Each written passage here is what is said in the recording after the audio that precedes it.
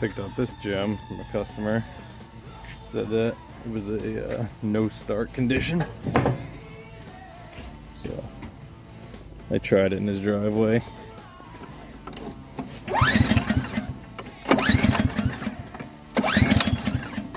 Definitely sounds like a no start.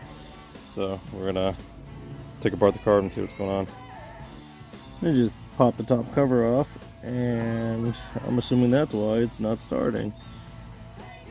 Obviously, he had a mouse living in this thing for quite some time. He didn't even charge him rent.